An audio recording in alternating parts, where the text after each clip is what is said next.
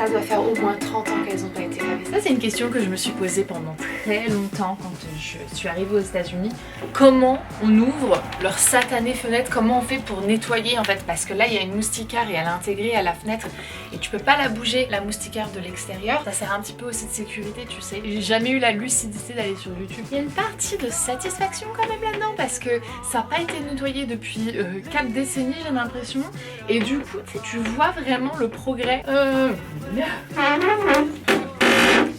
have I done? Oh no.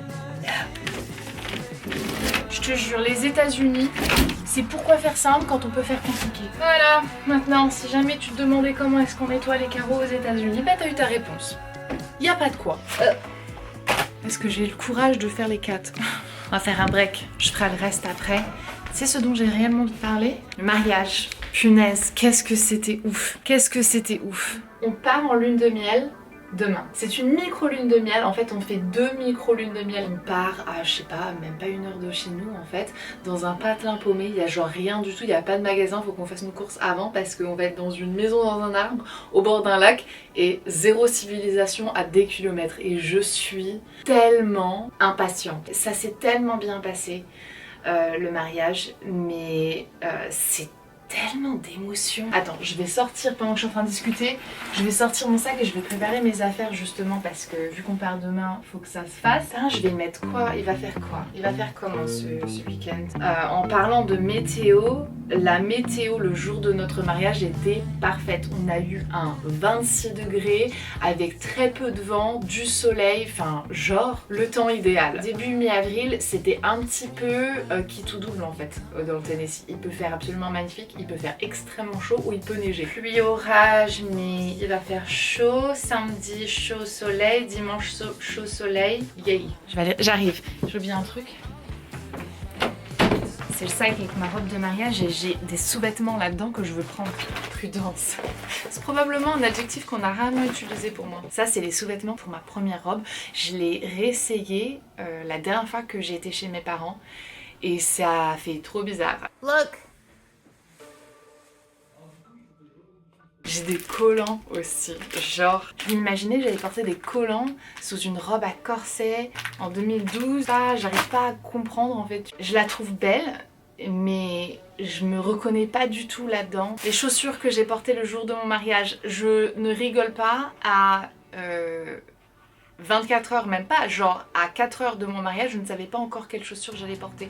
Et c'est maman qui me les a rapportées, celles-ci de France. C'est les chaussures que je devais porter lors de mon premier mariage. Il n'y en a jamais eu, enfin cérémonie de mariage. Et je les ai gardées. Je les avais eues à H&M il y a 13 ans de ça du coup. Et je les ai portées. Je suis en train de vous dire tout ça, mais en fait je me rends compte que vous voulez probablement en savoir un petit peu plus sur la robe et tout ça. Je vais vous montrer. Là elle va être complètement chiffonnée. Ma robe, je l'ai vue bien avant que je sois fiancée. Elle est sortie, je crois, l'année dernière dans la collection des mariés de la marque Reformation, qui est ma marque de fringues préférée. Et je l'ai beaucoup aimée dans sa simplicité et aussi parce que c'est un style de robe que je porte régulièrement, qui me va, dans lequel je me sens bien. La soie qui est un textile hyper fluide, qui me plaît beaucoup par sa douceur mais aussi sa fraîcheur. J'ai toujours l'impression, tu vois, d'être assez libre de mes mouvements dans ce genre de robe. J'ai regardé d'autres choses, j'ai regardé un petit peu des choses avec des manches parce que justement, mois d'avril, tu vois, si jamais il fait pas chaud et tout. Et puis finalement, j'ai fait la grande décision quand ma belle-mère m'a proposé de porter un de leurs voiles de famille. L'arrière, attends, donc c'est tout un truc. L'arrière-grand-père de Charlie venait de Palestine. Il est arrivé dans les années 20. Il a été vendeur de tapis orientaux, d'où les magnifiques tapis qu'on a nous dans notre sous-sol. Mais il a aussi vendu des voiles de mariée qui venaient de France. La robe, ça a toujours été quelque chose, mais quand tu peux porter un très très beau voile, c'est, je sais pas, il y a un autre truc, il y a une autre dimension. Donc Charlie m'a rapporté une boîte, il y avait genre 5-6 voiles, j'en ai essayé plusieurs et je me suis arrêtée sur celui que j'ai donc porté, que ma belle-mère Margaret avait porté un peu plus de 40 ans là, c'est le 26 avril, leur anniversaire de mariage. Et donc je me suis dit avec les manches ça va faire trop lourd, on va pas assez bien voir le voile. Donc je suis revenue sur ma première idée de base qui est ma robe que j'ai choisie. Les gants, j'ai porté des gants. Cette histoire de froid au mois d'avril me préoccupait toujours. Je me suis dit qu'il fallait que je me donne une option pour au cas où avoir une sorte de couche sur mes bras. Vu que les manches ça fonctionnait pas, je me suis dit pourquoi pas des gants? Et donc j'en ai parlé à maman et elle m'a envoyé les siens qu'elle avait portés. Le problème c'est qu'ils étaient blancs et même avec le temps ils avaient légèrement jauni mais c'était pas encore assez jaune pour pouvoir les porter à côté de ma robe qui est ivoire. Donc j'en ai recommandé. Et je pense sincèrement que c'était vraiment l'une des meilleures décisions parce que ça lui donne un côté rétro que j'apprécie toujours, une esthétique tu sais des années 20, 30 qui me plaît beaucoup et je me sentais mais vraiment comme une star de Hollywood. Et avec une robe aussi simple, c'est même pas que c'est passé crème, c'est genre que ça le demandait, tu sais, ça avait besoin d'un petit peu plus de caractère. Et je dois avouer qu'il y a eu un petit côté aussi sympathique quand j'ai retiré mon gland, j'ai retiré mon gant, tu sais, ivoire, et que après j'ai révélé tous les tatouages qui sont sur mes bras. Je sais pas, pour moi c'était hyper symbolique dans le fait que tu vois, ça symbolise le fait que je retire tous les voiles, tous les paraîtres et que je suis entièrement moi avec lui dans cette alliance. Et je trouve que voilà. Toute la cérémonie elle a été filmée par Josh, le mari de Kelsey, mais je l'ai pas encore vu, j'ai pas encore les fichiers. À chaque fois qu'on parlait du mariage avec Charlie, on s'imaginait, tu vois, danser, faire la fête, passer du temps avec nos amis et on pensait, et je sais pas...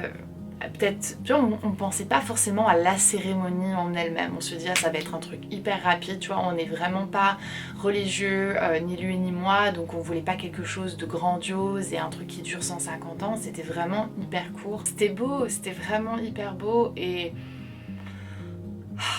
Là, il y a quelques semaines pratiquement qui sont passées et je me sens, tu sais, guérie d'un truc maintenant qu'on a fait la cérémonie.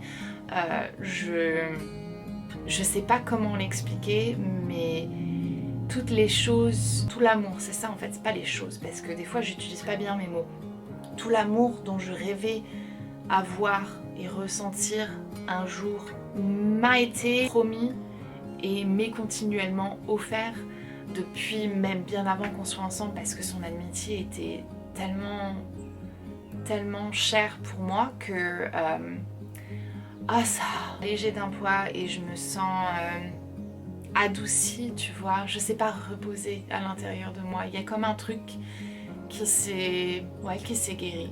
Et puis en plus, on a réussi à immortaliser, je trouve, cette soirée à merveille. On nous a posé la question sur Instagram quand on vous a partagé quelques clichés de la soirée et on nous a demandé qui est-ce qu'on avait engagé, qui avait pris les photos, comment ça s'était passé en fait, parce que on est tous les deux photographes, passionnés de photographie et que c'est compliqué en fait, tu vois, de céder la main et de donner le feu vert à quelqu'un et honnêtement je suis pas sûre qu'on aurait pu trouver un professionnel à notre goût et moi j'ai pas eu envie de le faire de cette manière-ci. Ce que l'on a fait aussi parce qu'on a cette grande chance, c'est qu'on a demandé à nos amis qui sont photographes ou passionnés de photographie de nous aider à capturer des photos pendant la soirée. Pour eux c'était une façon de nous faire un cadeau pour notre mariage et pour nous c'était la plus belle idée que l'on a eue. On a 3 amis qui ont pris des photos et à chaque fois on a un angle différent, une perspective différente, une émotion qui se traduit d'une autre façon parce que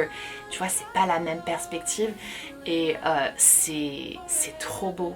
Évidemment on a sorti l'appareil argentique et on l'a passé à son copain Jake et il nous a fait, ma parole, des photos, enfin la seule photo que j'ai demandé à Kelsey de prendre, on n'a pas réussi à la prendre et finalement je m'en fous complètement parce que toutes les photos qui ont été prises ont été complètement spontanées et il n'y a absolument rien qui a été calculé. Les photos de famille qu'on a prises, c'est celles qui ont été un petit peu plus réfléchies, mais on l'a vraiment fait, tu vois, sur le tas. On a fait les photos que avec nos parents et nos frères et sœurs. Et après pour tout le reste, on leur a demandé candid au possible, tout spontané, tout sur le fait. Capte les mouvements, capte les sourires, les regards échangés. C'était sans prise de tête, mais on a réussi à mémorer ce moment d'une façon, je trouve, vraiment hyper authentique. Et voilà, ça me fait super plaisir parce que c'est quelque chose qui me tient à cœur. J'adore la photographie, mais j'ai peu de patience pour les paraître maintenant. Donc tu vois, me planter là à sourire, à faire des photos avec absolument tout le monde à la chaîne, ça fait trop meet-up. Et même si j'ai kiffé les meet-up, c'est pas du tout le style d'atmosphère que j'ai envie d'avoir à mon mariage. Je prends toujours genre 2 fois plus de chaussettes et de sous-vêtements que je n'ai de jours.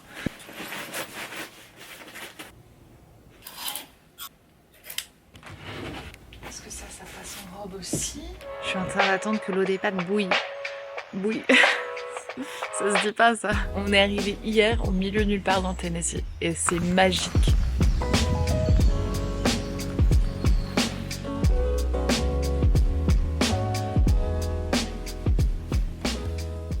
Hier ça m'a fait un peu flipper parce qu'on entendait des coyotes. Une fois que la nuit elle est tombée, on a commencé à les entendre et je me suis levée, genre il était peut-être 3h du matin, je sais pas. Ils étaient à fond, c'est un peu flippant en fait. On est au bord d'une rivière que l'on voit là de notre petit balcon et c'est trop agréable, c'est fou, on n'entend rien du tout. Genre là il y a un avion au loin.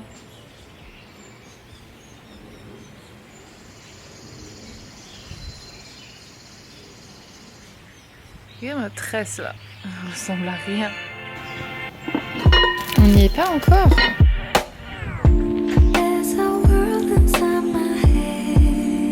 J'ai l'impression, rien à voir, hein, mais j'ai l'impression, tu sais, d'être dans The Crown, la première saison, là, quand Elisabeth, elle part en voyage de noces, genre dans ma cabane dans les bois, là, j'ai l'impression d'être ça.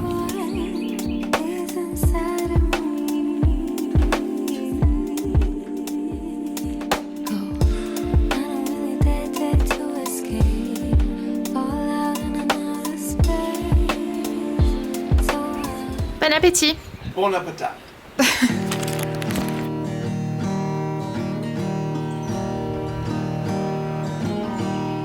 J'ai régulièrement un rêve que je retourne chez mes parents et je marche de chez mes parents jusqu'à la commune à laquelle ma maison est rattachée. Et genre sur le chemin, je tombe sur des plages de lacs comme ça. Et c'est le coucher du soleil et le ciel est violet rose. Régulièrement, je m'y trouve aussi avec mon frère et on est en train de jouer. Tu sais, on passe du jardin à cet endroit féerique. Et là, en marchant, en fait, en me rapprochant de la rivière, je viens de repenser à ça et ça fait tout drôle.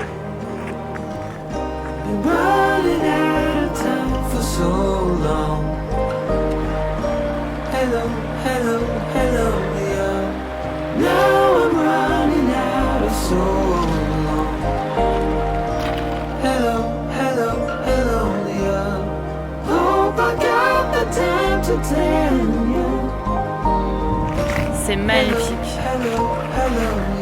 C'est trop beau. Il y a une maison là-bas.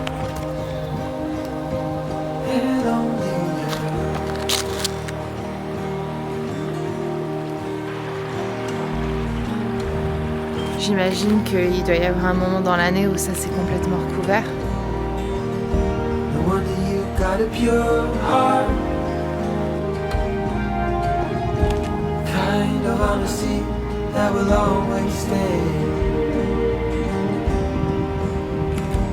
What are they supposed to look like? How's this one?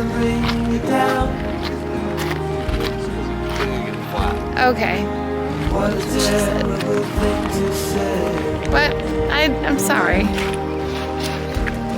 Nice!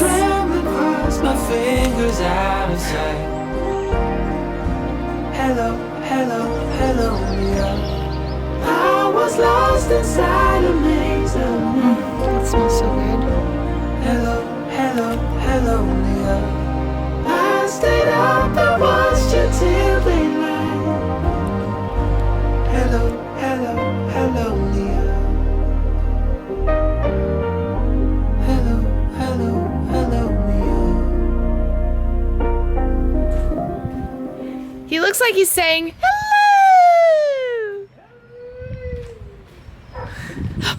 Everyone's picking her up. Because they saw him and they spoke to him. Like they were in the car. So They were in the car. They were in the car.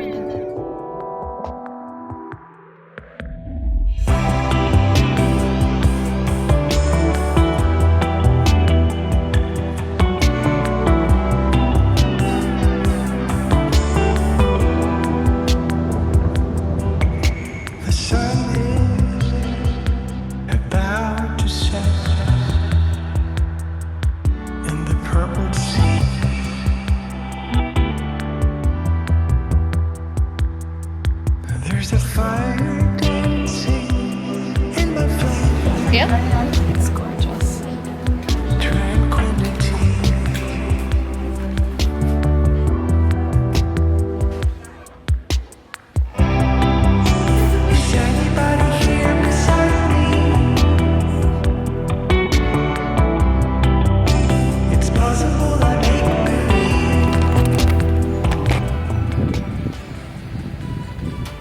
J'avais mon trépied en main et je l'ai pas pris parce que je me suis dit bah non en fait tu prends ta caméra de vlog mais tu sais pertinemment que tu vas pas vlogger parce que tu vlogs jamais. La caméra avait plus de batterie. Pas vlogger en général mais vlogger en public et 2 avec mon compagnon. Et en fait bah, je me suis rendu compte que le problème c'était pas moi. C'est juste que la personne avec qui j'étais elle me rendait mais inconfortable au possible. Et pour moi, c'est une prouesse en fait de réussir à vlogger là pendant que je suis en week-end avec mon amoureux, sachant qu'en fait je peux le faire. Je sais que lui, enfin il s'en fout, il va pas me juger, il va pas, tu sais, me regarder de haut parce que j'ai décidé de parler à une caméra. Genre, tu le savais quand on s'est rencontrés. Bref, voilà, c'est tout. Je fais cuire des patates. Et la prochaine fois, bah, je prendrai mon trépied. Hi baby, What are you doing? I'm vlogging. You're vlogging. I am vlogging. You want me to vlog? I don't know. I was I was just telling them how I used to think I did Who are you? Do you know who you are? What were you telling them? I was telling them that I used to not like vlogging in front of people and I always thought that it was like the problem was me. And then I realized that the problem wasn't me, it was just that the person I was with just, like I can't vlog. Ok.